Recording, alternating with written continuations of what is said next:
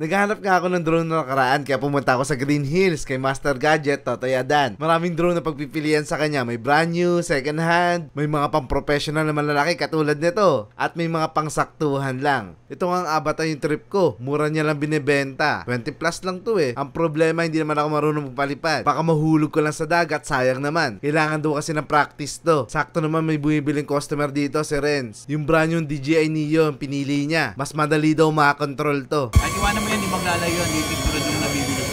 Nasa 22 plus ang bili niya. Kasama na yung malaking controller. Kaya tignan muna natin to, baka magustuhan nyo rin to. Pag in flight na, pwede ka na magpalipad yan. Angat mo lang yan, sir. Napakadali lang. Left and right, sir. Hindi mo nakatapat sa'yo, nakatalikod. Tapos ito naman yung Basic lang forward, backward. Tapos pag down, sir, ganyan lang yan. Pwede mo kamayin yan, sir. Kulang mo mababa yan. Kahit wala kang kukontrolin.